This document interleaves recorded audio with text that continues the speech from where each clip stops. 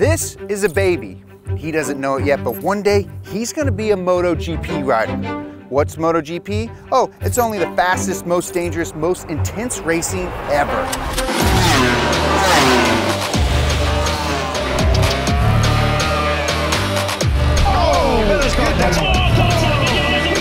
But what does it take for a baby to go from this to one of only 22 riders at the top of the world's most dangerous sport? Every sport has a pathway, a ladder to climb, and MotoGP has one of the strangest. So today, I'm going around the world to follow riders from the very bottom, well, watch it, buddy. Whoa! To the very top. And show Baby Poet here and you the road to MotoGP. Let's go, 12 o'clock, baby. Woo!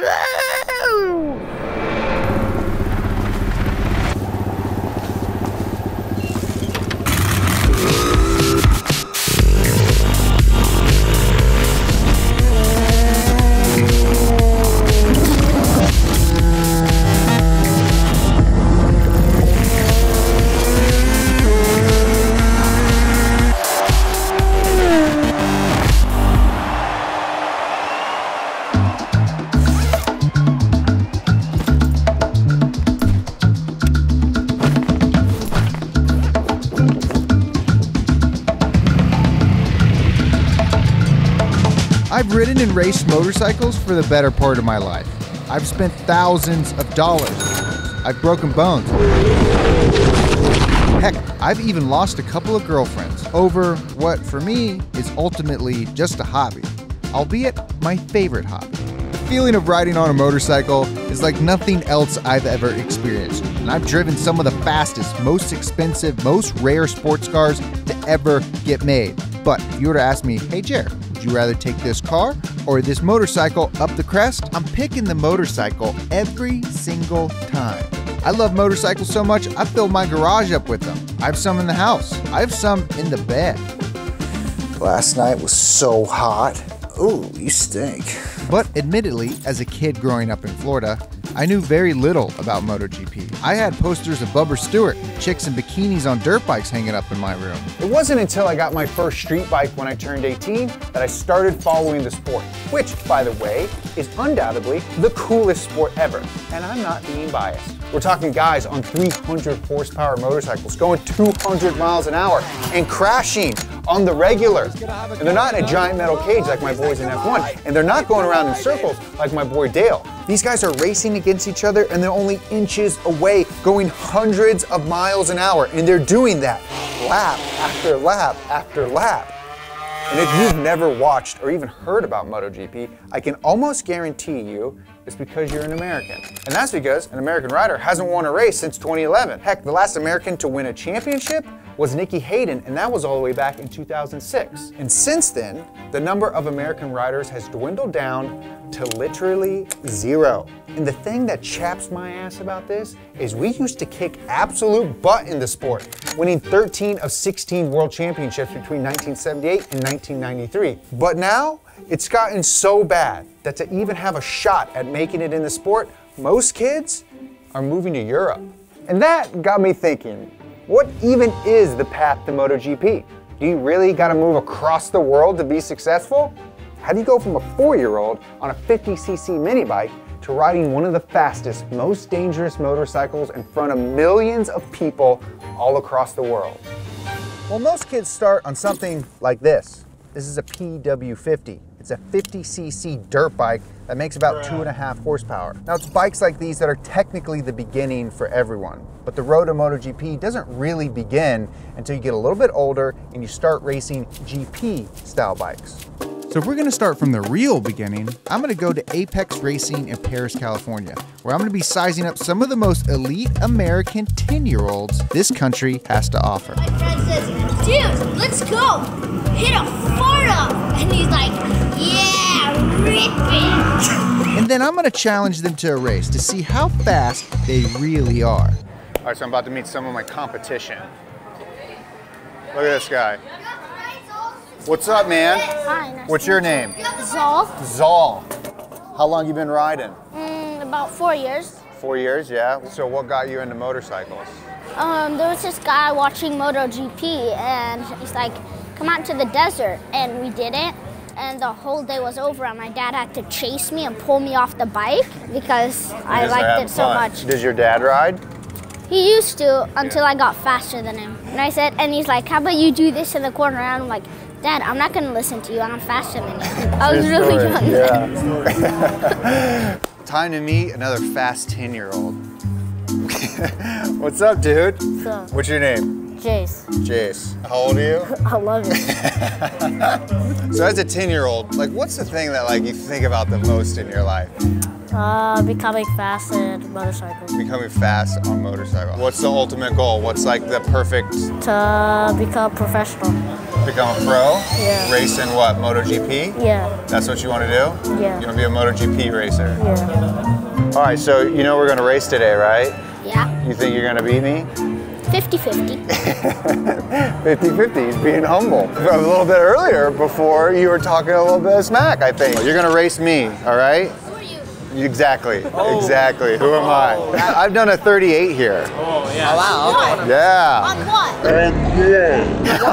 On an airplane. You were like, yeah, I'll wipe the track off. I probably wouldn't do that. I mean, it'll be a pretty, I think me and Jace will probably have a good battle. Maybe Yeah. Lambert will jump in there. Hey, we want to talk to you. Is that cool? We gotta ask you a couple questions. All right, All right, Lambert, I'm Jeremiah. Nice to meet you. Nice to meet you. Yeah, so I saw a video of you crashing really hard. Did it hurt when you crashed? What's your worst crash you've ever done?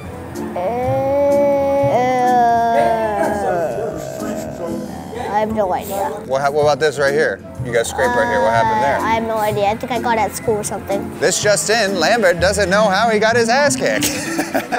Yeah, so what's the next step after this bike? What are you gonna start riding? Moto 4. Moto 4. Yeah. Okay, are you gonna stay in the States and do that, or are you gonna have to move overseas? Spain. I have to go to Spain. You gotta go to Spain? Do you speak Spanish? Nah. No, you're gonna have to learn to speak Spanish? This is all you need to know. Yo necesito fruta en mi boca ahora mismo, por favor. I tell that to the fruit guy. What do you want to be when you grow up? GP rider. Oh, really? You want to go to the top, huh? Why do you want to be a GP rider? The bikes are faster and then it's just cool. That's pretty cool. Money, fame, ladies. You know, look. Okay. I mean, no, I apologize. So we have a race. We have a race later today. How do you think you're gonna do? Do you think you're gonna be able to beat me? Yeah. Well, I know one 10-year-old who's not gonna beat me. His name's Jace. We're gonna race today too. You think you're gonna beat me? Yeah. You think so? Honestly? Yeah. All right, race is on, dog. We were good friends, but now we're not. But what's a 10-year-old even ride? Well, they ride these. They're called Ovales. Ovale makes GP-style racing motorcycles mainly meant for little kids. They're rigid steel frames optimized for handling with very little horsepower, about 20 to 25 horsepower. They're momentum bikes, and they help you gain confidence in corner speed. And unlike anything you can buy on the street, their focus is to get kids accustomed to the more powerful GP-style motorcycles that they'll inevitably race on their way to MotoGP. But here's the thing. I've never ridden one of these before. So before we race, I'm suiting up and Jace is going to run me through a typical track day drill. That's right, even at the ripe old age of 22, you can still learn from a 10-year-old. Alright. We're gonna do circle, Okay. circle. We're gonna go down, you're gonna turn, zigzag, and another circle. And then just keep Okay, going so we with do a little circles around these two cones? back. Yeah. Okay. 1, 2. Okay. I'm gonna Alright. follow. I'm Yeah, gonna let follow you me. do it, Yeah. and then I'm gonna follow you. Yeah, fall. Okay, here we go. Oh, okay, go to the corner. Get out.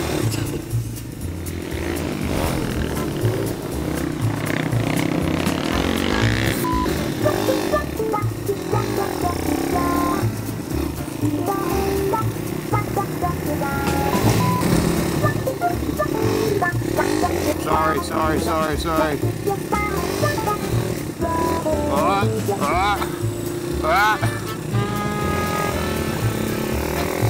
Whoa, like a ring of fire. Okay. Oh, missed it again. You didn't see that.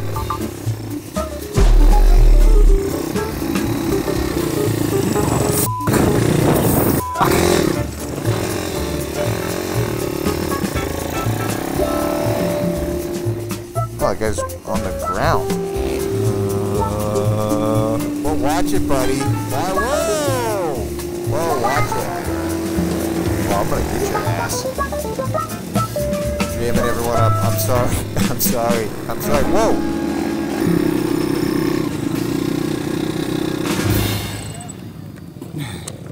Nailed it. I'd say I did pretty good. That's probably like a 96 out of 100. Now it's time to go race these little suckers. Who wants to eat my dust? Okay, so clearly I'm at a little disadvantage here. But just to show how fast these kids really are, we're gonna do a little mock race. 5 laps, and I'm starting in the back with a whole lap head start. And the first one of these twerps that laps me, I'll give them $100. Weather is beautiful here today in Southern California for the final race of this made-up season. Yes. I'm here with my co-host, Chet Nasty. Chet. There's a lot of competition there out on the track today. There was one full-grown man going against 8 kids. How do you think Jeremiah's gonna fare? Well, I don't like his chances. I think he's gonna get smoked by those little kids.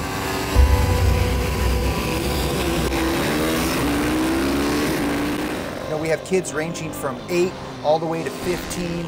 We have 2 very, very fast seasoned 15-year-olds. We have Kinsey and Christian. They're leading the pack, but they have 5 laps to catch Jeremiah. They've got a pretty good lead so far. Okay, come on, buddy. Come on, Jerry. Come on.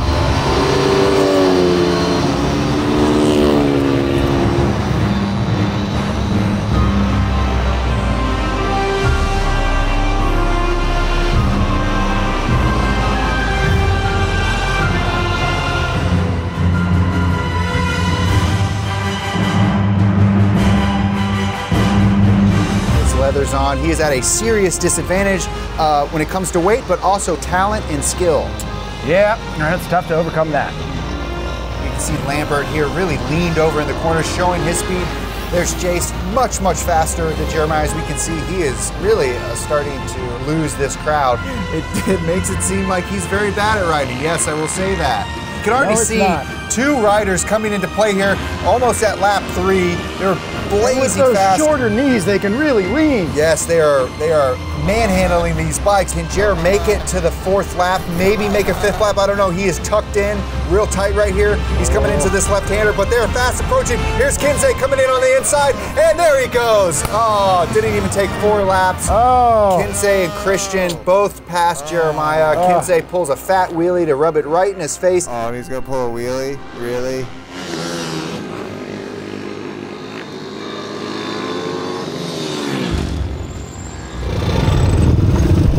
Good job, boys. Let's go. All right. I was thinking I could maybe get 4 laps. Yeah, we're chomping time down on you. It's all good. Let's go. I will say this has been a humbling experience.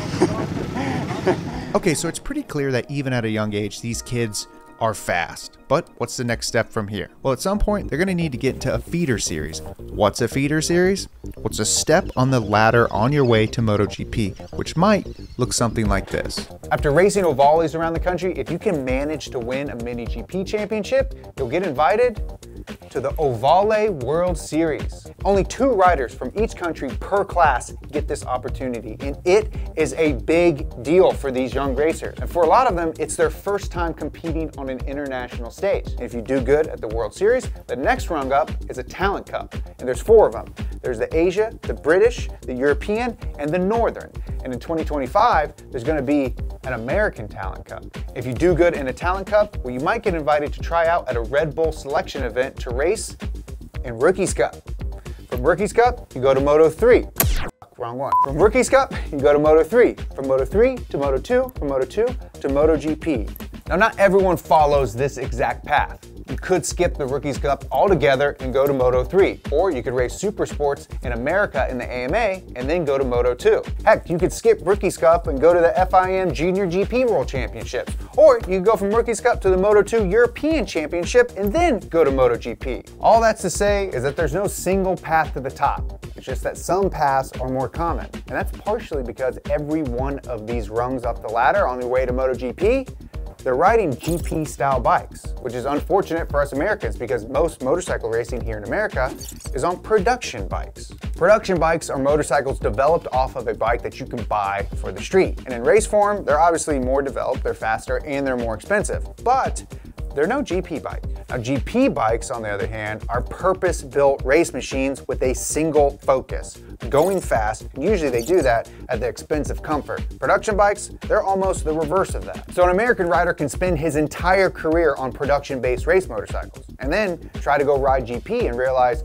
oh, this is kind of like a different, entirely doomed ballgame over here. Now, none of that is to say that it isn't possible, but it doesn't change the fact that the bikes are so different now. And that makes an already statistically improbable dream even more unlikely. So that really only leaves one option for kids in America these days, and that's to go race in a feeder series across the pond. And if we're gonna follow some kids in a feeder series, we're gonna go to the most elite, creme de la creme series of them all, the biggest of the small leagues, RedBull Rookies Cup. More specifically, I got my bags packed and we're going to San Marino, Italy, where the kids not only race on the same track as MotoGP, but on the same weekend as well.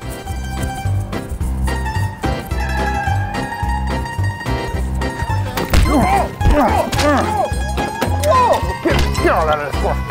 Get all out.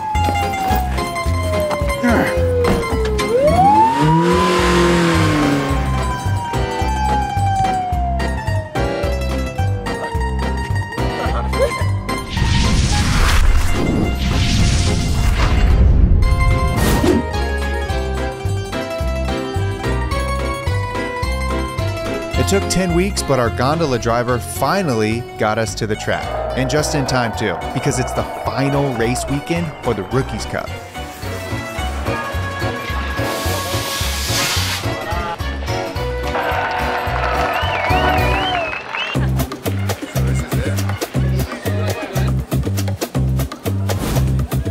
Okay, we finally made it here at San Marino at the world-famous Misano for MotoGP race. But MotoGP isn't the only thing happening on this weekend. Oh no, we got Moto2, we got Moto3, and we also have Red Bull's Rookie Cup.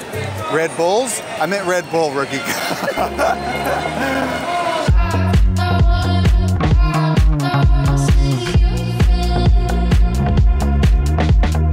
So I'm going to go meet up with one of the directors of Red Bull Rookies Cup, Peter Clifford, to gain a little bit more insight into the program.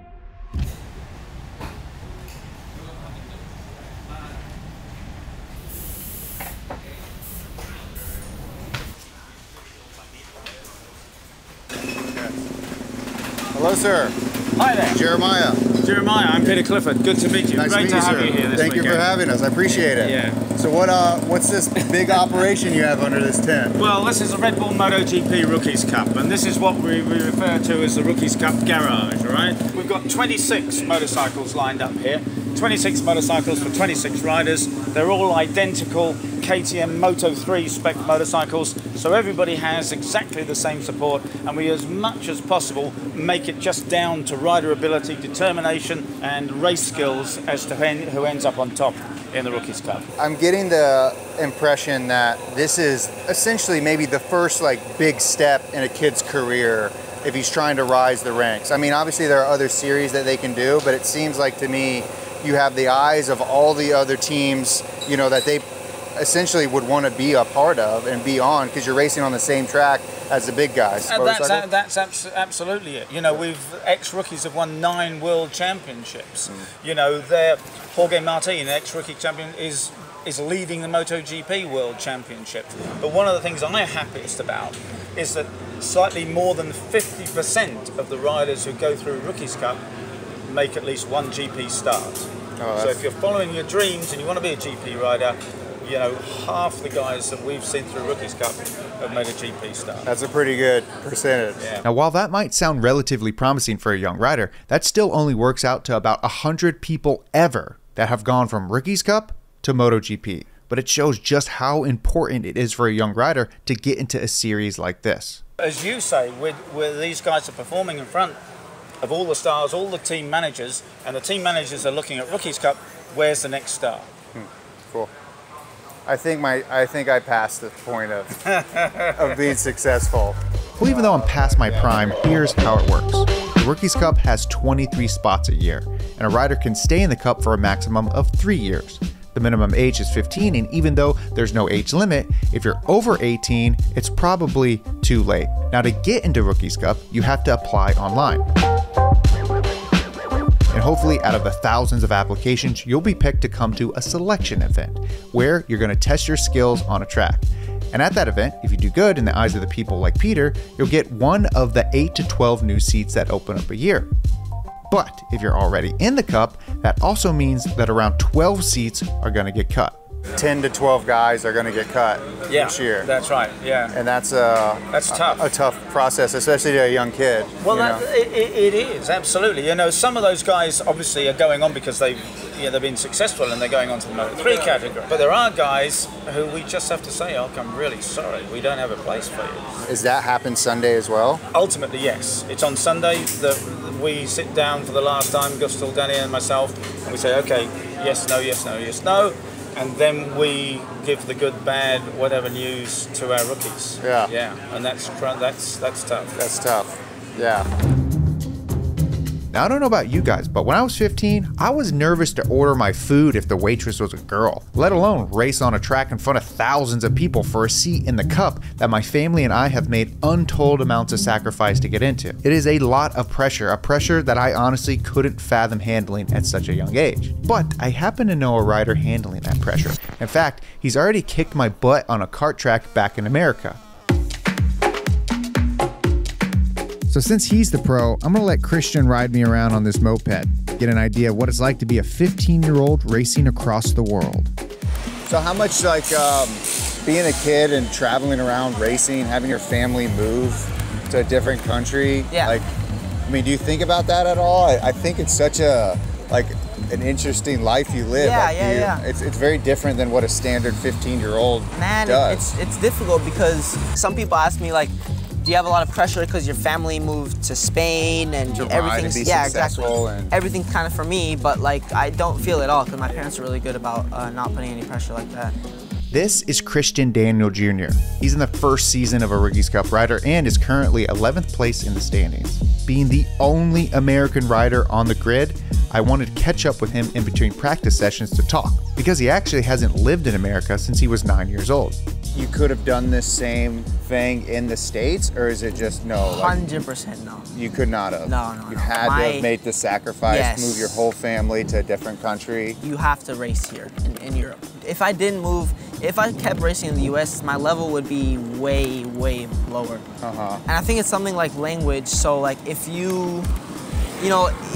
when you're younger, it's way easier to learn a language than when you're a bit older. So like moving here so young, like basically made me a European almost, like in racing. In racing terms. Yeah, exactly. So you soaked up all the information you could possibly soak up. Yeah, I mean, I still am soaking up a lot of information, so that's the thing. Right. Christian has been riding bikes since he was 5. He actually grew up in LA with his dad, mom, and his younger brother. But Christian's dad realized pretty early on that if MotoGP was something his son really wanted to pursue, well, there was no way they were going to make that happen here in the US. So he quit his job and moved his entire family to a tiny village in Spain, Santa Eulalia de Roncana. Nailed it. He didn't even speak Spanish, and the rest of his family called him crazy. I think most people probably would, but it is a story you'll hear over and over and over again in the GP world. If you're ever gonna have a real shot at this, you better be willing to sacrifice more than just money. Is Christian here? Yeah, Christian's here. Okay. What up, dude? How you doing? I'm doing good. Sorry, I stink a little. This place is cool. Yeah. This is it. So this is where you guys moved? From the States, right We here? came from LA. This was the first apartment we got to actually when we first arrived, we stayed in an Airbnb for like a month and a half because we were trying to look for a spot. Yeah. There's a track like 40 minutes away in Vic up north. So we used to ride there like 2 or 3 times a week because when we first arrived, he did like online school. So we were riding like as much as possible. We used to keep the bikes. There's a dairy farm behind us, and the farmer was a big fan of Christian when we first arrived. Oh, cool. So he's like, yo, you can just like use one of our garages and like work on your bikes there. So it'd be like cow everywhere. And, yeah, you know, nice. Like, I was out there wrenching on bikes and stuff. Nice. Yeah, let me check this room out. Let's see. How old are you again? I'm 15. You're 15? Can I go into your 15-year-old son? I have to ask. Actually, it's a bit messy right now because I mean you got the boots up there. You got you're a full-on moto kid. Yeah, I think everywhere. The Prodigy's room. We got to see it before it gets. That's what I was gonna say. Play the Flash. Play the Flash. Yeah. No, I mean, I don't even think I'll even have a mansion. I'll probably just be in an apartment. When I you grow will. up, you know? I mean, it just eventually will. Christian Senior's like, nah, dog. I'll have a mansion. I'll have a mansion. He can stay in an apartment. That's fine. If I'm living in an apartment, everyone's living in an apartment. Everyone's living in an apartment with you? It's hard to really gauge, but I don't know if I were Christian's age and in his position, how I would deal with the pressure of a race that might see me get cut from the program that my family has sacrificed everything for. Maybe when you're a kid, you just don't understand the weight of that situation. But with hindsight and in age, I'm wondering if those pressures could ever amount to something that would be worth it. What compels a rider, a father, a family to take that leap, to make the sacrifice, to uproot their life on something that's almost impossible to get to? Well, while all the riders rest up for their first of 2 races tomorrow, I'm going to Tavullia, the childhood home of the undisputed GOAT of motorcycles, Valentino Rossi, to find out. A sort of pilgrimage, a place to hopefully find some answers.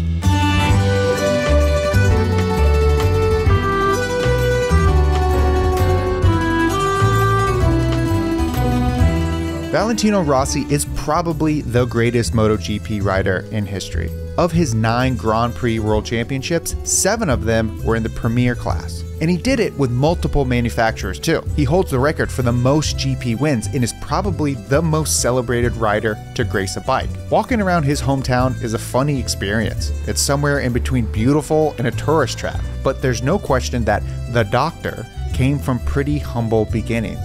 And I'm reminded of another famous rider, Marco Simoncelli, whom the San Marino GP is partially named after.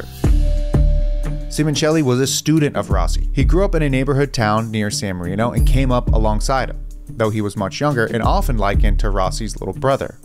First cutting his teeth in the Italian and European 125cc championships before graduating to the 250cc's and then finally MotoGP. Now Rossi and Simoncelli's relationship is talked about a lot, probably because they were just really great friends, but also because in 2011 at the Malaysian Grand Prix, Simoncelli lost control of his bike on the second lap of turn 11. Trying to regain control, he veered back across the track and was hit and killed by 2 riders. One of those riders was his friend and mentor, Valentino Rossi. It's a stark reminder of just how dangerous the sport can be. That despite all the glory, the fame, and the money, there are still sacrifices being made at the top level. Since its inception in 1949, MotoGP has seen 104 riders lose their lives in racing incidents. It's an awful statistic, but one that remains part of the sport's allure to this day. People watch for their love of racing, but whether they care to admit it or not, they also watch because they know there is real danger too. There's a history to this sport, a lore, one that every rider knows, including Christian and his father. Now the sport has become much safer in the last 10 years, but being here reminds me of all of its glory, the good and the bad.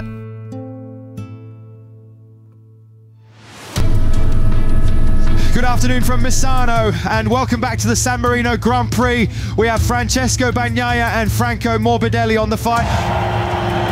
But before that we have our young rock stars, the Red Bull Rookies Cup.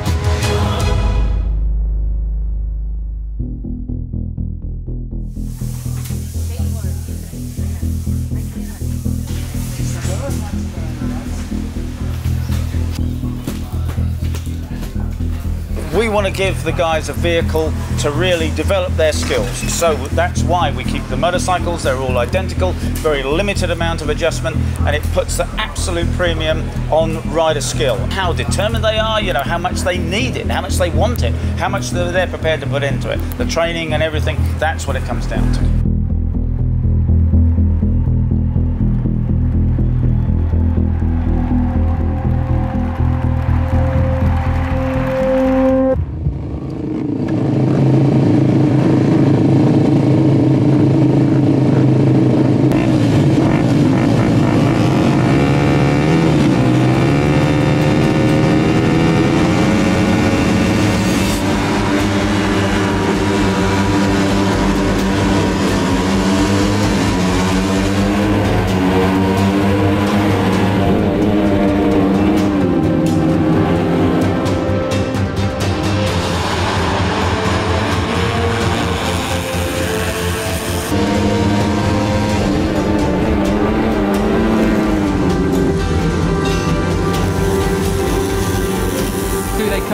Turn. You've got track limits there going beyond the curves for Christian Downey Jr., who's having a stonking ride as well. I've got to say, the American really found his feet in Rookies Cup. A solid top 10 rider he's been in the second half of this season, to the point where he's disappointed with the top 10 result. He wants the top 5s and podiums now.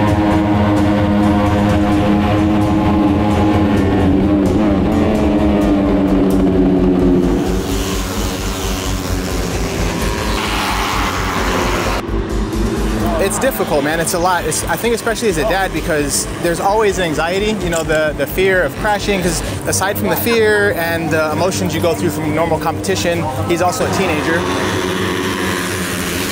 I don't believe in plan Bs because there's such a small percentage of people that make it in. You can't afford to go in and not swing for the fences, you know?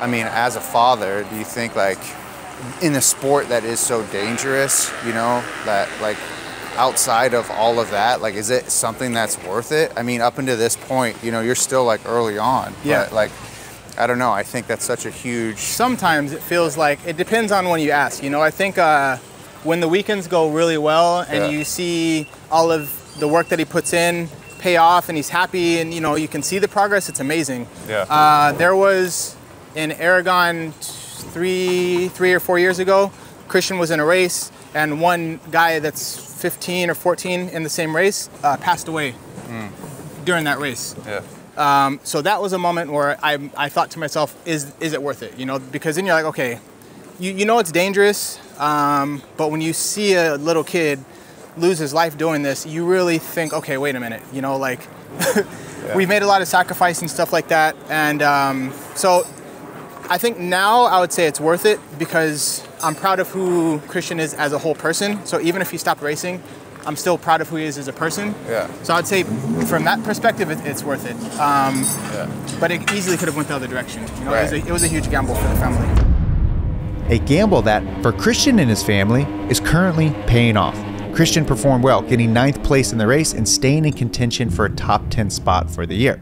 Meanwhile, Spanish rider Brian Urate won the race, putting him 2 points ahead of second place rider Alveo Carpe, heading into the final race of the season.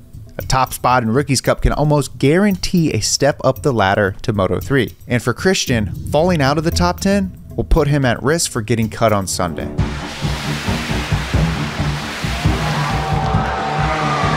Ladies and gentlemen, this is it. This is the final race of the 2024 Red Bull Rookies Cup. It's the final chance they have to prove worthy of a seat next year.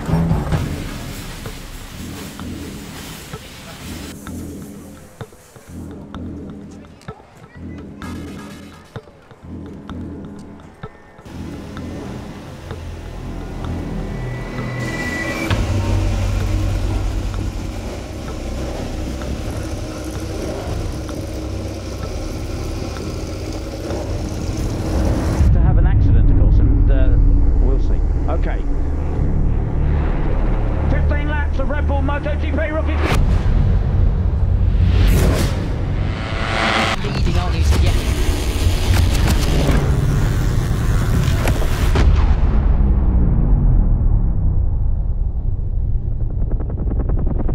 An absolute astonishing start as well for Marco Morelli, the other Argentinian. He's up for the fight. He's already into 4th position, but it's Carpe doing what he does best towards 10th, but does he? No, it's Valentino Peroni. He says, no, I'm going into the lead. I'm signing off with a win, lads.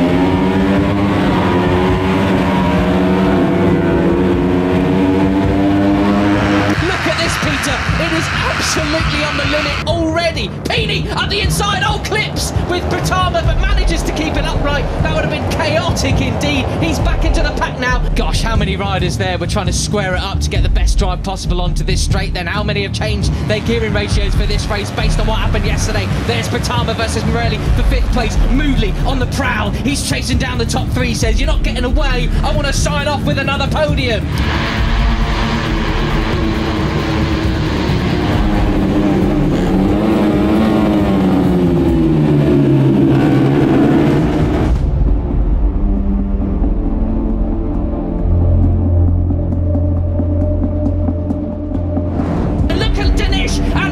Just behind them, diving up the inside goes Britama of Brian Aviate. He hangs it around the outside. Wow, he absolutely rails it. Come on! And he's got the drive there. He got a superb run through the corner there. He picks up the slipstream. It's the side-by-side for the cup. Side-by-side. 83 is Carpe, 51 is Ariate. And it's... and Brian Ariate almost loses it completely. Britama comes up the inside. Britama's going to spoil it for Ariate, but no, Brian goes up the inside again. This is it. It's this the man who crosses the line first is going to win it. Can Ariate pass Alvaro from here? Goodness me! It's going to be Carpe. Surely it's going to be Carpe. Carpe's going to take the cup. No, he goes Ariate inside. But Carpe has the line. He holds the line. They run to the line. It's going to be Carpe taking the cup. Valentino Peroni crosses the line. Carpe is the cup winner over Ariate. Wow! Absolutely astonishing! You could not script it. Films aren't as exciting as that. That is just incredible.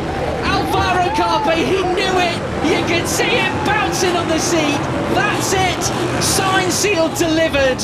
Alvaro Carpe is the Red Bull Rookies Cup champion in 2024. So Christian didn't have that great of a race, ending up in 13th place and 11th overall for the season, putting him outside the top 10 and potentially on the chopping block.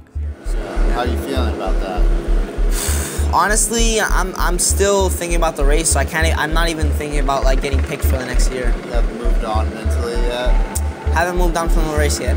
It was a bit difficult race. I wanted to, coming off of top 5 finish in the last round, I really wanted to get that podium in, but I don't want to say it wasn't meant to be, but it wasn't the race, you know? Yeah. But I had the pace, everything was there, just something I was missing was that little extra. All right. Oh man. Let's see if we got some.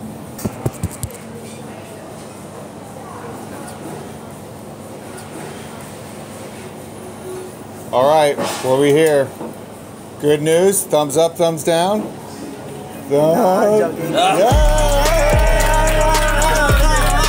So Christian lives on to fight another season. And while he celebrates another success in his rise to MotoGP and the final race for his 2024 season, the actual MotoGP season is just starting to heat up. Marc Marquez won the San Marino GP, putting him in 3rd place in the Riders' Championship, right behind Francisco Bagnaia and Jorge Martin. Alvaro Carpe, the winner of Rookies Cup, will progress up the ladder one step closer to MotoGP by racing in Moto3, our next stop on the road to MotoGP. Moto3 marks the beginning of the end in terms of feeder series. Once you get a seat in Moto3, there are only 2 more places to go upwards, Moto2, then MotoGP. In many ways, Moto3 is very similar to the minors in baseball, or, if you're a soccer fan, the EFL. If you've made it this far, congratulations. You're one step closer to MotoGP and technically a professional motorcycle racer. Kind of. You're going to get sponsors like the pros do. You'll ride for a team like the pros do. You'll travel around the world racing every single track that the pros do. But similar to the minors, you're not really a pro just yet. The top riders in the class are often backed by major sponsors or factory teams like KTM or Honda.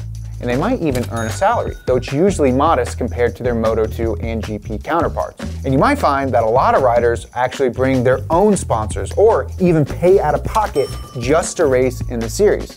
And that can be expensive. A typical Moto3 season could easily cost hundreds of thousands of dollars. All of that to fund a teenager's moist dream: racing motorcycles around a track. Now that money goes towards all sorts of things: food, travel, paying the team, and one of the more costly parts of racing, the bike. Like the Rookies Cup bike, the Moto3 bikes are lightweight, low horsepower GP style bikes. But unlike Rookies Cup, the bikes differ a bit depending on the manufacturer.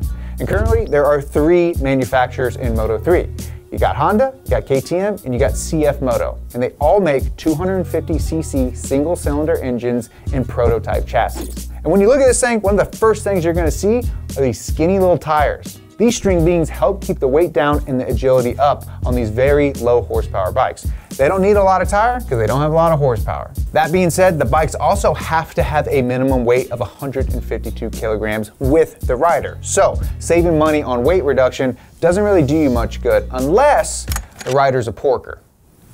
Let's be honest, ain't no fat kids in MotoGP. Here are the most elite athletes in the world: MotoGP riders, Supercross riders, and hockey players. That's it.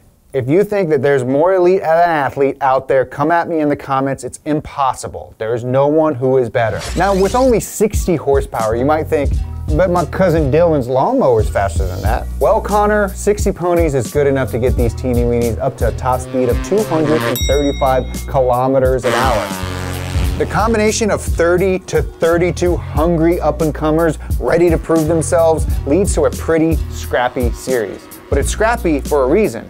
Everyone is finally knocking on the door of their childhood dream. It makes the competition that much more fierce. But it's Moto2 where we separate the boys from the men. I'm told the gap from Moto3 to Moto2 is enormous and arguably the hardest jump a racer makes. Bigger, faster, more money, more talent, more pressure, and even less spots available. But lucky for us, I happen to know the only other American rider currently on the road to MotoGP, Joe Roberts.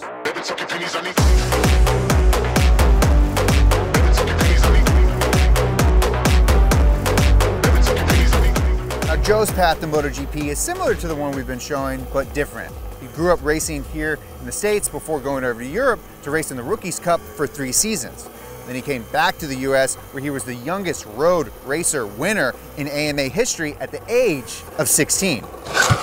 He then got invited back to Europe to race in Moto2, where he's been for the last 8 years. Now Joe is back in California recovering from a broken wrist that he got at Phillip Island, ending his most successful Moto2 season to date.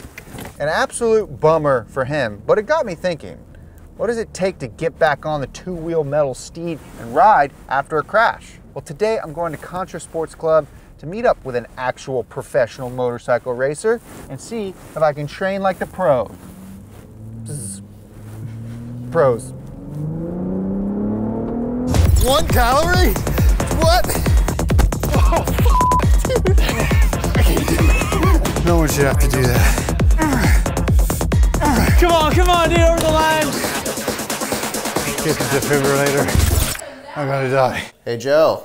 Nice to meet you. Good to meet you, man. A good left-hand shake. Yeah. So, what's wrong with your wrist, bud? Well, I broke it I broke it, and it's one of those ones that like people have said they like have all the horror stories about your scaphoid. They're like, oh, it's not gonna heal. And the other day I was at the track and I was talking to people who broke it. And I'm like, yeah, you'll be all right. And then they just moved their wrist about like 2 degrees. So I was like, oh, all right. But mine's doing all right, thanks to Amy here. She's done an excellent job. It's getting there. Look at that. It's almost there. It's almost there. If you don't know, your scaphoid is a tiny bone, about the size of a peanut in your wrist. It sits just above your radius and is a crucial part of the pivoting motion of your wrist. And for any motorcycle rider, it's a scary bone to break. One that, depending on the severity, can literally be career-ending. That is scary. I think one of the things of like motorcycle racers is the amount of injuries that you can get, you know? Like, yeah. And then the ones that could just be it, like that end it all. you know? Like yeah, I try not to think about those ones. Yeah. I mean, there's some tracks that remind you of that, like Magellan's one of them, or Phillip Island, where, you know, turn 1, you go in there, 4th gear at like 180 miles an hour. You have to like put it on your knee, or do that in the rain. Right. And that, I mean, that still like freaks me out a little bit, but yeah, you really understand how fast you're going is like when you get thrown off. That's like when you understand it. I don't think a lot of people realize how hard it is to ride a motorcycle and the amount of strength you have to have. Yeah. So I'm gonna try to train like you today. All right. I will tell you, I'm a physical specimen. You look it. So and you told me today you're on the Peloton. Why is she laughing so hard? Now the workout we're about to do is tailored specifically for a motorcycle racer. So you need the strength to wrangle a 300 horsepower motorcycle, but you also need the endurance to make it through a 45-minute race. And Joe's workout starts with a 5-minute bike ride. This is gonna be the easiest day of my life.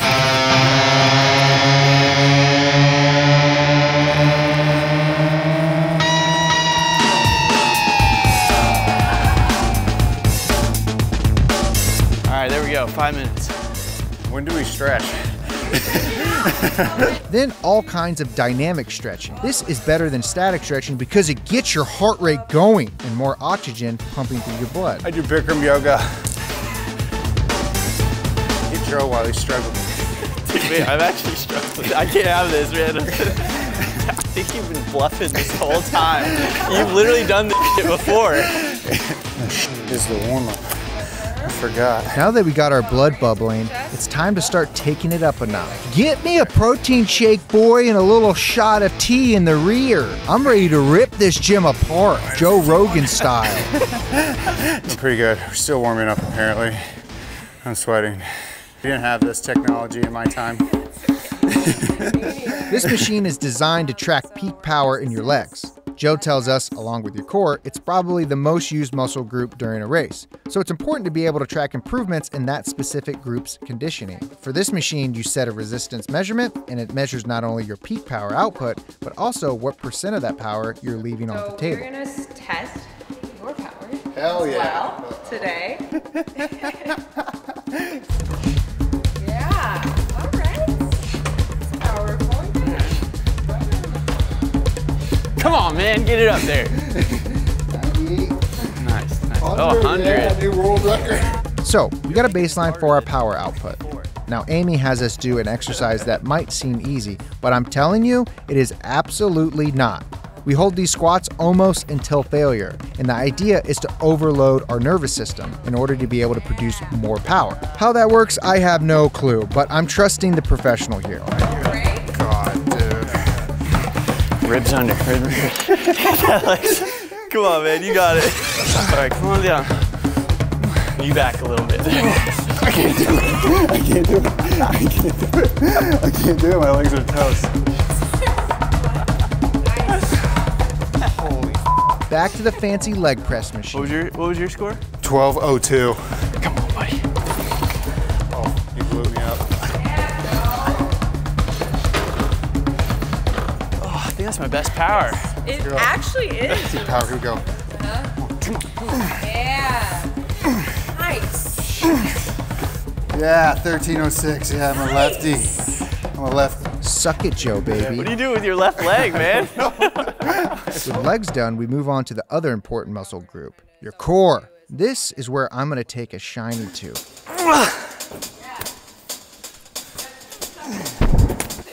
Oh, dude. Sorry. Hucked it. Sorry. I'm gonna get some distance here. Sorry. These workouts are designed to kick your ass, and I'm telling you, I'm starting to feel it. I have no idea. I think we're still in the fucking warm-up. Yeah, exactly. Dude, engage right here. That is That's some it. ass. You don't want it just down the front. That doesn't look good, you know? Guess, look at this. Here we go. Wait. Yeah.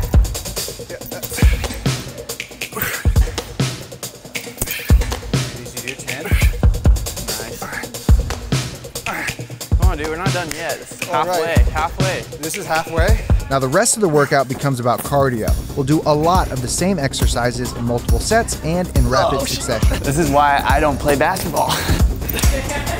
Thank you. 1, 2. Oh, you bastard! 20 what?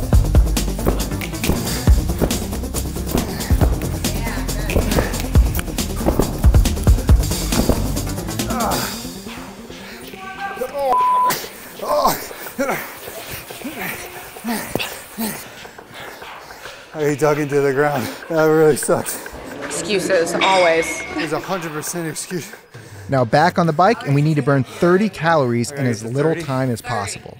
30 calories doesn't seem like a lot, but it actually is a lot.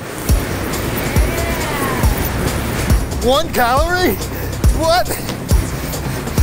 I'm going backwards.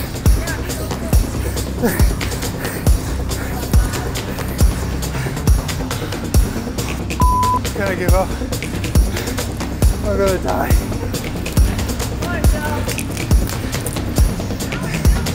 20 calories. I'm gonna do 20. I'm gonna do 20.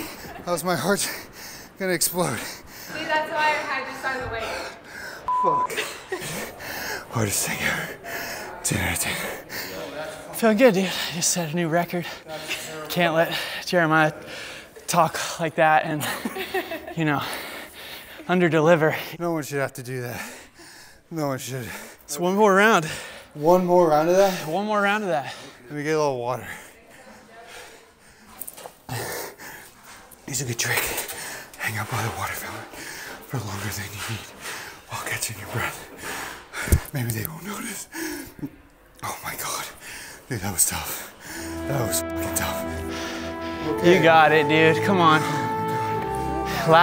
You know what I think? Last lap. Last lap. Last lap, dude. You're leading the race. Leading the race. You got a guy behind you, half a second. Yeah. You just need one little push. Get you over the line. Yeah, Joe's right. This is what champions are made of. Okay? This is what it takes to be a premier athlete in one of the toughest sports in the world.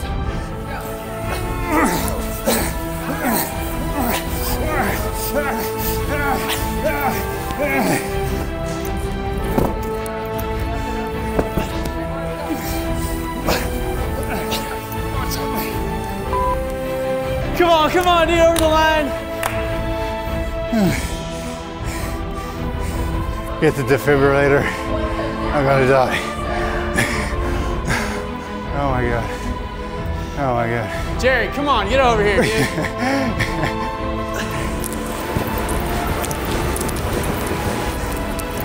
Nice. Up, come on.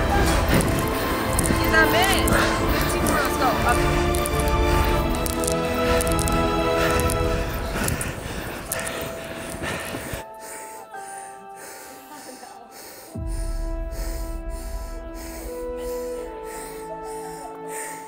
Oh my God. You do this how many times a week? 3 times a week. And then we do cycling, running after. No. Those races aren't gonna win themselves, man. So after completing one of the hardest workouts I've ever done in my life, I sat down with Joe to talk about the mental side of being a GP rider. It's just interesting to see someone in your position have the perspective of like, hey, I can't base my happiness on that. I just have to be good now and like whatever comes, comes. Because a lot of kids, to me, have this fantasy of like, there is no backup plan. It's MotoGP or nothing. Yeah, and I had that too. Yeah. Is that a common, like, is that just like part of the, it's almost like a delusion of a young person that everyone else kind of feeds into unfairly, you know? Like you have people around you, you have your dad, you have your trainers, you have team managers that all like pump this up, but in actuality it's not like the best thing for someone who's a kid, because you talk about adversities, like, you know, like that's a huge like soul crushing blow to a kid, I guess. I don't know, maybe it's by design that you don't break them that you don't break that news to them. For real. And like that is, I thought that way. Like I feel like my family's like, you kind of catastrophize all these things in your life, and you know, like my girlfriend too will be like, are you catastrophizing things all the time? It's like it's this or nothing kind of thing. And I think it's stemming from that way that you're talking about. And when you are doing something like a sport like this, where it's the opportunity only comes to so few, it feels like you need to squeeze everything out of it, and it affects your whole entire life, man. Like going out and having a drink with my friends, I'm like, oh, is this jeopardizing? Am I, you know, it's like a domino effect. Is it messing up this, and this? Sure, sure. And then I feel like a freaking crazy person sometimes, man, like thinking this way. Right, yeah. You know what I kind of feel like right now in my career? You seen Once Upon a Time in Hollywood? Yeah. I kind of like Rick Dalton a little bit. Like a little, he's not like totally him, like I'm not that old, but like there's so many things like the mental battle of like people telling you, like I tell them somebody my age and I like look at their face to see how they react to that. Interesting. You know, or like people would bring up like, oh, you almost got this ride. And it's like, there's a scene in that movie where someone talks to him about the Steve McQueen, The Great Escape, and it does like the music, like, and he has like a flashback to it. Sometimes I feel like I have those. You have those moments, yeah. But at the core of it all, I still feel like in my prime and like more to give. Oh, so yeah. I think that's like, mentally that's where I'm at. Okay, out of a score of 1 to 10, how do you think I did as a motorcycle racer physically? Do you think I have potential? I think you got potential, man. I was impressed with like, you got good mobility. I mean, on that, you came off like super explosive. I was like, oh shit. I was like, don't kick my ass. And then I saw you started going downhill, and I was like, all right, there we go. All is right in the world. So after seeing what a GP rider does in the gym, I wanted to see what they do on the track. Now, Joe says the best training for a GP rider is actually riding. So we're leaving the gym and heading back out to Apex to see what a true professional's off day looks like at the track. Okay, so we are back at the kart track, which I got my butt handed to me by a bunch of 10-year-olds a couple weeks ago. Now, that guy likes that. Now it's time to see if Mr. Roberts is here. Hello, Mr. Roberts. What's going on? What's up, man? How are you? Oh, I'm doing pretty good. I figured we'd do a little riding today. I'm a little sore from training, but maybe I won't be so sore after ripping. Well, this be a little recovery, maybe. How do you think I'm gonna do? You don't have tire warmers on, so. You don't need those. Of course, the day starts with getting your bikes in check. I'll be mechanicking for you today. Okay, right, thank just you. make sure those pressures are right. Joe doesn't have a Moto2 bike, but he does have a custom Ninja 400 built by Graves Motorsports. And I'll be riding my trusty Honda CRF 450 Supermoto. And it wouldn't be an easy off-day practice session with Joe if we weren't taking it completely seriously. So we're just gonna do three minutes of jumping jacks. Right? Really? Yep. Can you do this every time? Every time. Whether you're at a kart track or doesn't matter, man. Doesn't matter? Same thing I do here, same thing I do at the GP track. Yeah. Can I get a drag of that cigarette real quick? I kind of have to spread it out a little bit, but it's a good warm-up. It's a very small thing to do, but it's a testament to Joe's dedication to the sport. He's disciplined. There's a lifestyle you have to adopt when you're at the top of the sport. And for Joe, that also includes a 5-minute meditation session. I like to sit with my thoughts for 5 minutes. Really? Yeah. Okay. I like to visualize a track too, what I'm trying to do each corner before. Body limber, mind limber, warm up, complete. Time to see if I can learn anything from Joe on the track.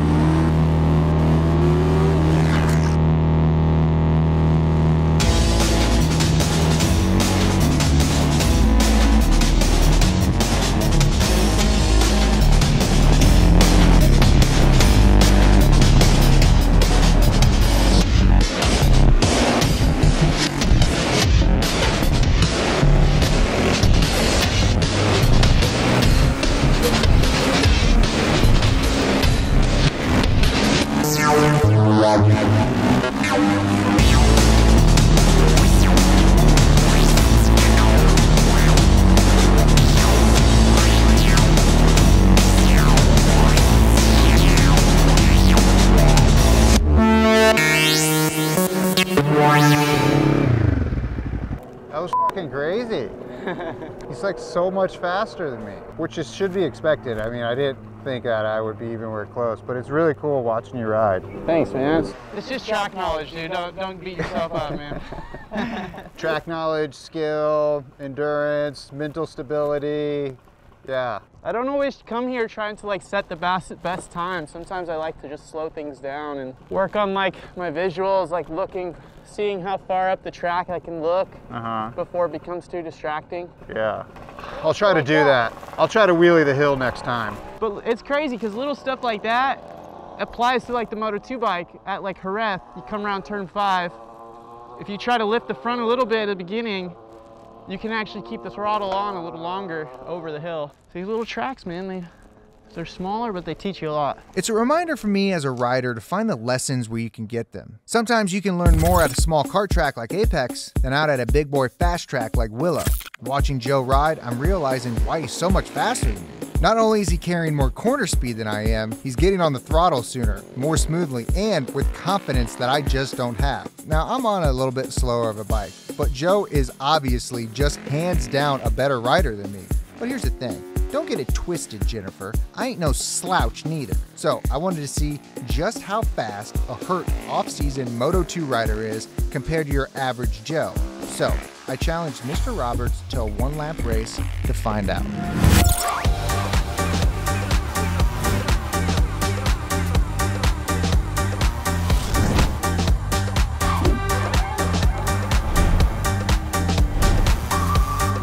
So Joe is a full 6 seconds faster a lap than me, which is crazy because we're on a tiny track. If we multiplied that over the average GP race, which lasts about 45 minutes, that means Joe would lap me 8 times over the course of a race.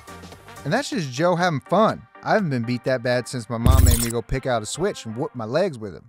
Man, she got after them legs. I actually thought you were doing good, man. I think you have like a nice approach. I think you just have to tidy up a couple things. Probably just trust a little bit the tires a little more. I think you got a lot of potential, man. Hell yeah. All right, I might make something out of this suit one day. Uh-oh. Oh no. Ah, damn it! Ah, motherfuckers, man. What's going on with it? Spitting? What happened? Just it's either loading up. I mean, what is loading up? I don't know. What are you referring to? Well, I'm referring to it's maybe the plug damage. I can't get full throttle, man. Could be. And what's it doing? I can't get full throttle. It just spits and sputters. Does it run on a fuel pump, like a vacuum fuel pump? Yeah. Is that good? Like, are you getting fuel? Yeah, it's getting fuel. Because sometimes those, well, I checked the spark. You getting good spark? I'm gonna check it right now and see. It's just like the little 3-way vacuum pump, right? Yeah. Yeah, sometimes those diaphragms go bad. Yeah, but I mean, it's pumping fuel into my bowl. Bowl's full? It's at my level that it should be. Okay. But, so I'm thinking maybe it's a foul plug or something. Could be, yeah. All right, I'll check it out, That's man. what I'd Thank do you, bro. Yeah, sorry. We're all the same, man. We're all the same. Okay, so after getting my ass handed to me again, but this time on purpose, it's time to see what it's like at the top of the mountain. And to do that, I'm headed over to Spain for the final race of the 2024 MotoGP season.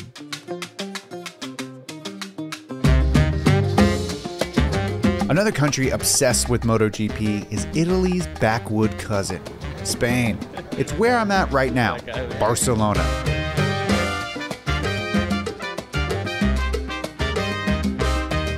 Where the final race of the season is being held. And it comes on the end of a last-minute track change and on the heels of an intense title fight in Malaysia between Jorge Martin and Francesco Bagnaia. For Jorge Martin, it could mean his first world championship, a life-changing event should he win, one that would etch his name in the storied history books of the world's most dangerous sport.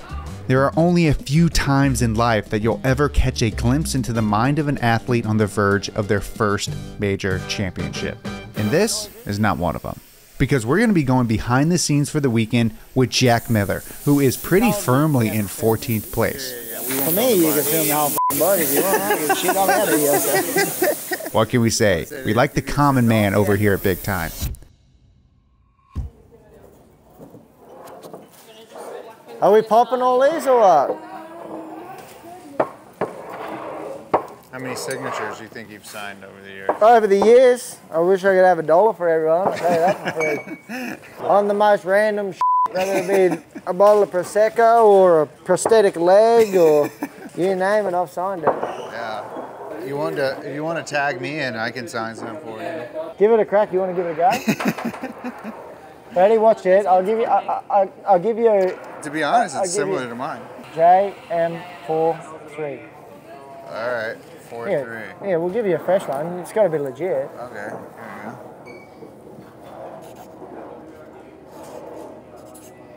Close enough. You've done well there. Close enough. Here, I'll take this one. Close enough. That. Put it in there with it. That. Not bad. He's done well. Not bad. Not bad, mate. Not bad. Buongiorno. What's it like to be on the other side? I love it. I love seeing other people. Jack is a rider for the people, and he's also insane on a motorcycle.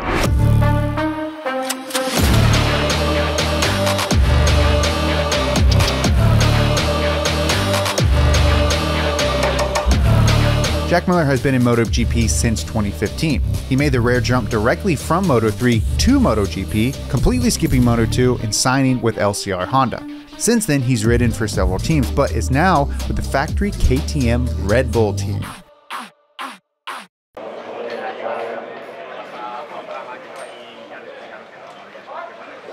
So how many years did it take you to get in a MotoGP seat?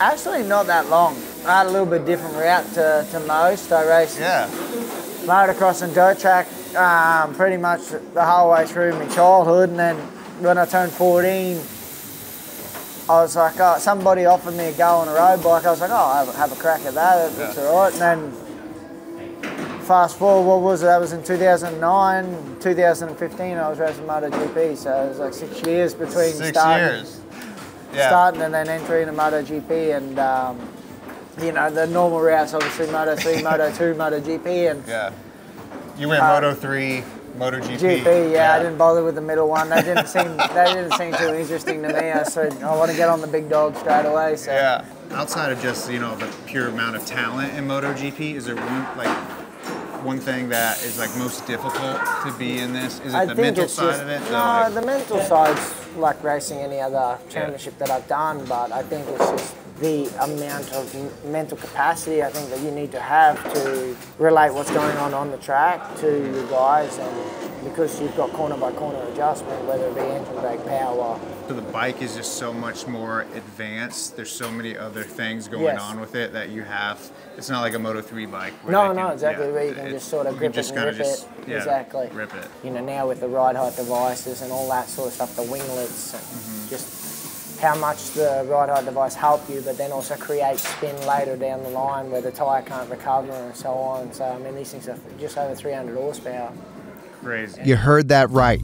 More than 300 horsepower, more than a Miata, more than Joby's M3. These bikes are one-of-one complete prototypes with probably more tech than you can wrap your mind around. When I think about it, I get tingly inside. The estimated cost can range upwards of $4 million per bike. That's because it's got a custom frame and swing arm, custom carbon fiber brakes, custom tube suspension, custom carbon fiber bodyworks with aero, and so much secret technology that no team would let us film if the fairings were off the bike. I got yelled at a bunch. And not by them, but by my mom when I was a kid. The engine alone in one of these bikes is over $200,000. And that's just one of them. Each racer gets a bike, and then they also get a fully built backup bike. So if they crash that bike, they get a backup bike. They crash the backup bike, they have enough spares to build 2 to 3 more complete bikes. They crash the backup of the backup, they get a backup to the backup to the backup bike. There's more money in this sport than you can shake a stick at. It just seems like you're riding a thing that's in a constant state of chaos. It is. It is. It literally is. And I mean, by now you're so used to it, your eyes are in check that everything feels slow. Right. But then you come back after the off season and you've had 2 months off the bike, first test in Malaysia, and the first time you whip it down the straight, you're like, holy dooly, what is good? Where's the braking marker? And you know, like, I know where I was braking last year in Sepang. Then you get there at the test and you're like, I gotta set up a little earlier. Then you just speed it, and your eyes just take that minute to adjust back to. We are undoubtedly in the big leagues now. Custom bikes, insane speed, and even crazier cost. But I'm coming to realize that so much of being a MotoGP rider is not actually about the bikes or even the actual racing. Because here's the thing.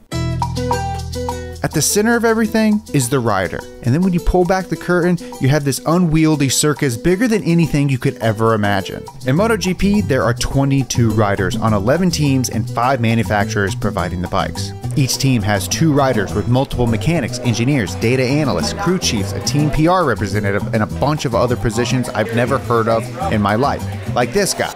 I don't know what this guy does, but he's got a polo on, so he must be important. Most riders, they have an assistant, or maybe they got 2. And those people coordinate their lives and schedules on and off the track. They might even have an agent, a manager, or even some groupies. Each team, in Jack's case KTM, has hundreds, if not thousands of employees. Every rider also has sponsors. There are team sponsors, and then there are rider sponsors. One of Jack's is Red Bull, and they'll provide support not only financially, but also in other ways, like this giant-ass mansion that they set up and tear down all across Europe during the season. We're told it takes something like 20 different semis just to transport this thing around, and it has 3 different levels, employs more than 30 people, and not only provides hospitality for all of Red Bull's various athletes, executives, employees, and dingleberries like us, but feeds them as well, close to 3,600 meals a weekend.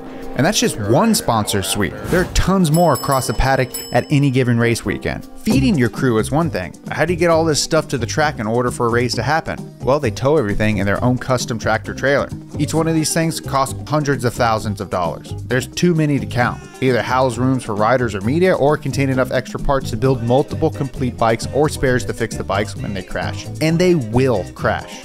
All of these trailers follow the riders around the world to the 20 different races a year. Speaking of which, who's actually organizing this whole thing? Well, that would mostly be Dorna. Dorna holds the organization and broadcast rights to MotoGP. They work in tandem with a variety of international and local organizations, promoters, even governments to be able to throw a race. So what happens when a catastrophic flood destroys the original track of the 2024 MotoGP finale? Well, they find another place in 2 weeks' time to make it happen. On average, circuits will pay anywhere between 5 and 8 million euros to host a MotoGP race. At this one in Barcelona, there are over 180,000 fans who will show up on a race weekend. At Sachsenring in Germany, there was an estimated 250,000 people. That many people means a proportionate amount of staff, security, check-in, concession, space, support, parking, safety, jobs I don't even know about. The guy with the polo shows up again. Along with the actual hosting, Dorna is also in charge of the broadcast, which employs hundreds of people, from cameramen to assistants. They even have the broadcasting equipment, streams, announcers, audio equipment. If you can't make it to the circus, it's Dorna's job to make sure you can watch it on your couch. And they do that for multiple weeks each month for 10 months out of the year. It shows you all the cameras, 149 cameras to produce this thing. Along with that comes the hundreds of journalists, writers, photographers, tall and handsome YouTubers, all there to follow 22 riders around the world. There could easily be over 200,000 people on any given race weekend. It's one of the greatest traveling circuses out there, a train that almost never stops and takes an untold amount of money, sweat, and tears to make it happen. And it only happens because there are 22 people who ride a motorcycle at speeds that you and I will probably never go in our life. And it also happens 20 different times a year, 22 times in 2025. Now, I doubt a rider is thinking about all of what goes into a single race. And with that, the amount of pressure on them. Everything might not technically be riding on them, but the morale of the team is built on the house of cards that is the rider. It comes down to this. You have a man on a motorcycle, everything else follows him, and more importantly, his results. I've always wondered what goes into the mind of a MotoGP rider, and I think I finally understand. Despite everything around you, the weight of the world on top of you, the fans, the signing, the sponsors, the family back home, the danger, you somehow, some way, have to find a way to focus. Because when you get on that bike, it is your life on the line.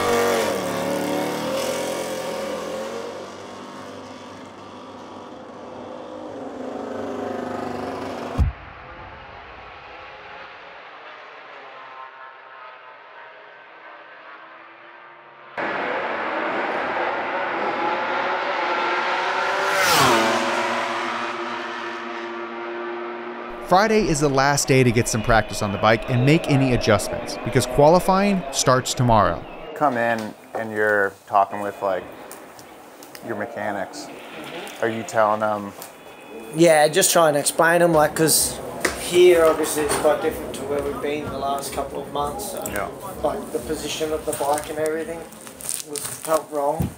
Like just the bike itself felt like it was sitting down in the arse a little bit more. They can, I guess they change all that per track. Yeah. So we'll adjust that. Obviously, like since we come here in whenever it was June or July or whatever it was, they're fair to kind of try and see where you are on the bike at the moment. Right. And whether or not that'll work. Yeah. And it wasn't bad, but just had to play with it a little bit more. But really, Friday is a day that, at least for Jack, consists of a lot of obligations off the track. That means fan signings, interviews, and for this race, a fundraiser.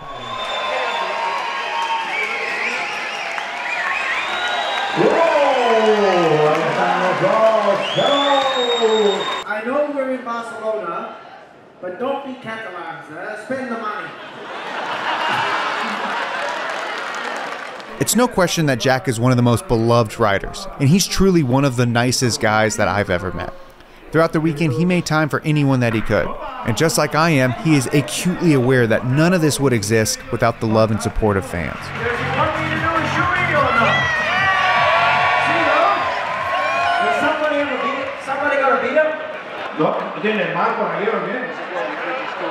It's cold too,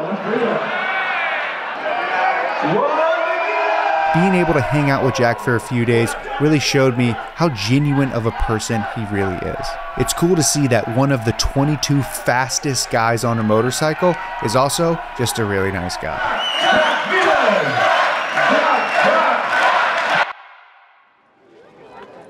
But just because he's loved doesn't mean Jack's seat is safe. In fact, this is his last race with KTM. Next year, he's going to be moving over to Yamaha, where he hopes to find a bike more suited to his riding style and the promise of better results. Thank you so much. Absolutely. Still, the ever-present threat of results. With so few seats at the top, there's little room to get comfortable. And just because he isn't fighting for a championship on Sunday doesn't mean there isn't the pressure to perform.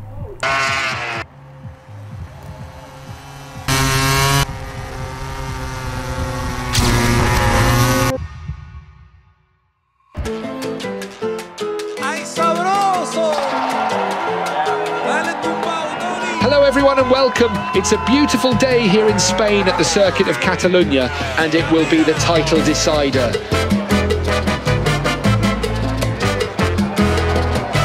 The battle lives on with Jorge Martin and Francesco Bagnaia. Alright, it's getting pretty packed. They love me in Barcelona.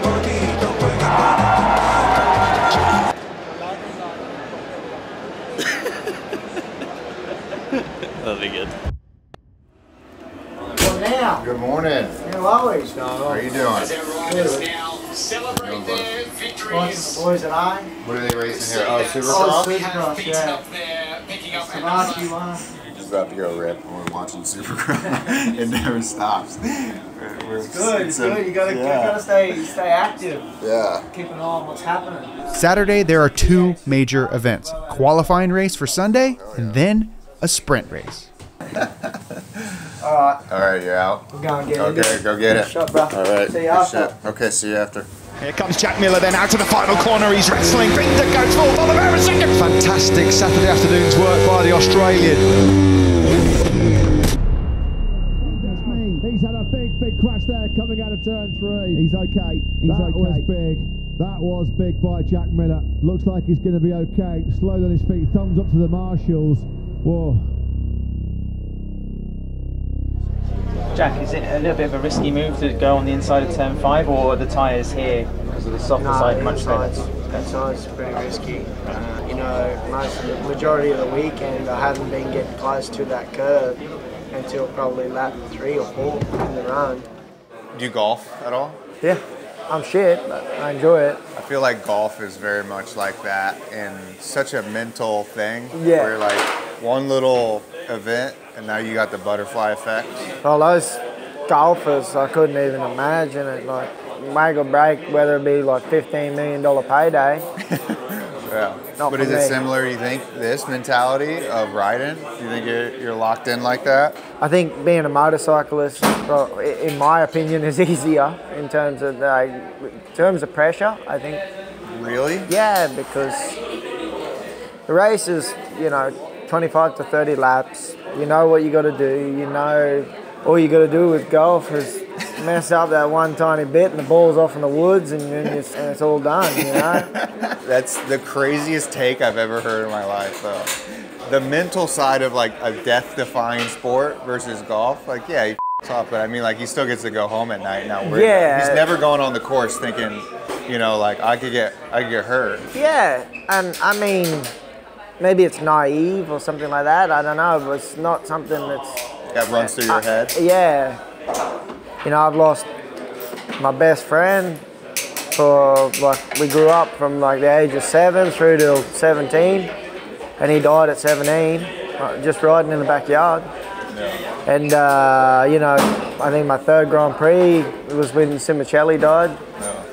And, like, I've been around and seen it a fair bit, but it's not something that really, even though you see it, you try to, like I said, maybe it's naive, you don't really think about, you don't really think that's going to happen to you. It's almost like an idiot or like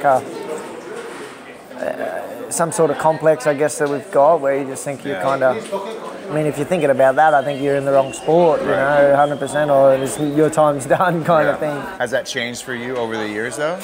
Not really. No? Not really. Jack took a little spill in qualifying, which unfortunately will put him towards the back of the pack for the race on Sunday. These guys get amnesia when it comes to crashing. Get back on the bike again and get ready to race.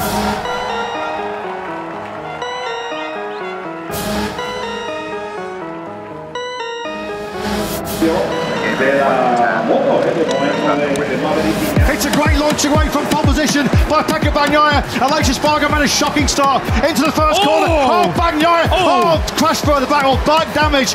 Plenty of drama, but for Jorge Martini's where he needs to be. He's in 2nd place behind Pekka Bagnaia. He's going for it, no doubt about it. He's now close enough. He's right on Martin's rear tyre. Martin goes defensive. On the inside, though, goes Bastianini down the hill, trail braking into that first gear. Pekka Bagnaia is going to keep his hopes of winning 3 successive MotoGP titles alive here. He is going to take a magnificent 7th Tissot sprint win of the season. And the rematch rolls on into a tense final day showdown here. The sprint race was an exciting one. Francesco Bagnaia won, keeping his title hopes alive, at least until tomorrow.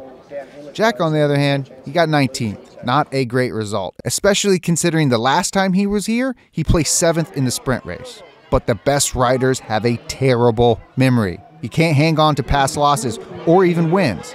You have to focus on tomorrow, the next race. And for Jack, his final one with KTM.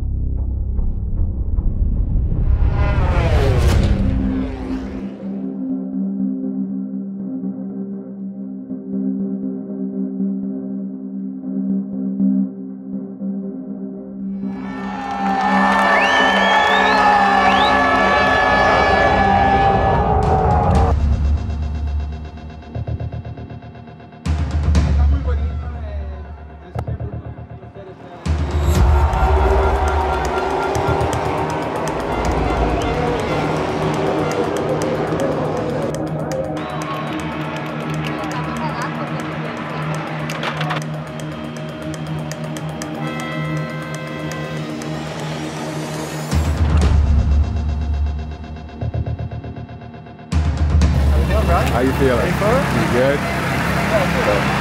Hey, have a good race. Ready to go. All right, I'll see you after. Enjoy the show. All right. But we come down to the final Sunday of the season with Jorge Martin needing 9th place or better. Pecco Bagnaia just needs to try and win this Barcelona Grand Prix and hope he gets some help from elsewhere. It's the day of reckoning in the rematch. It's the moment of truth. Time to deliver. Martin versus Bagnaia. It's time to crown one of them MotoGP World Champion in 2024. It's about to get underway. It's the title decider here in Montmello. Lights out, and we are racing.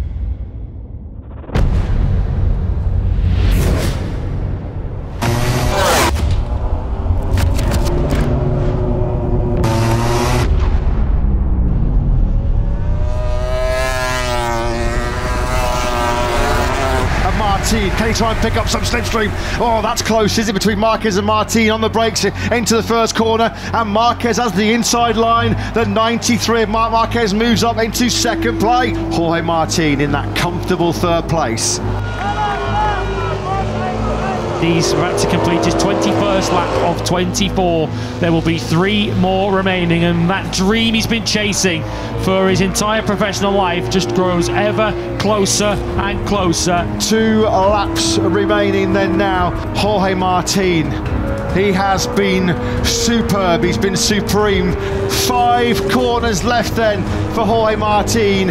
Pecco Bagnaia is going to bow out as world champion with a double victory here in Barcelona. It is not going to be good enough. Jorge Martin then, with the sun about to set in the background, the sun about to set on Pecco Bagnaia's reign as MotoGP world champion, head in hands. Pecco Bagnaia wins the Grand Prix of Barcelona, but Jorge Martin is the 2024 MotoGP world champion. A lifelong dream comes true in Catalonia.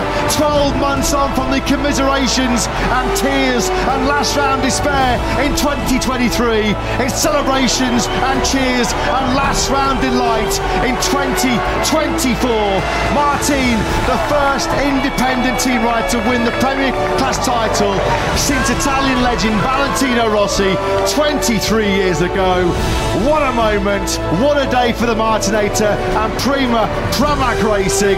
Jorge Martin has climbed the mountain in Montmello and climbed to the top of the Tower of Champions. He's your 2024 MotoGP World Champion.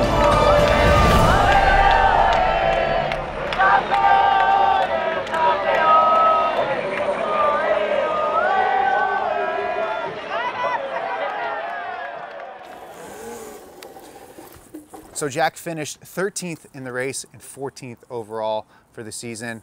I love you, Jack. Thanks for letting us follow you around. You're probably one of the nicest human beings I've ever met, which is cool because you're also really great on a motorcycle.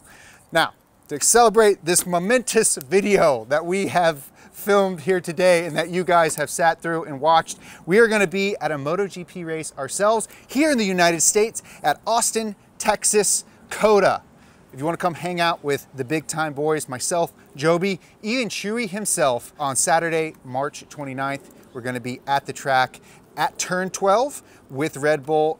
We got a whole thing set up over there. And if you are one of the 100 people to come and see us, we're giving away this limited edition t-shirt. You can only get this shirt if you come see us in person. That will be a whole heck of a lot of fun. If you've never been to a MotoGP race, this is the one to go to. And tickets are relatively cheap. If you're a student, if you use the link in the description, you get them for 25 bucks. So come on out, come hang out with Jobe, myself, and Chewie, more importantly, and come watch a sick motorcycle race. Now, this video would not have been made without the help of a lot of people. Red Bull, John Hopkins over at Apex, Matt with Ovale, we got Joe Roberts, Jack Miller, Christian Daniel, all the kids, Zal, Lambert, Chase. You guys are great. You're gonna be famous riders one day, and I was there when you started, so just remember me when you're out there and I'm in the stands watching you. Don't forget about Papa Jer.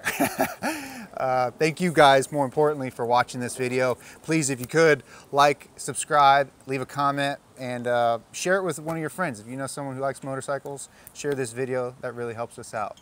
Thank you guys. I love you.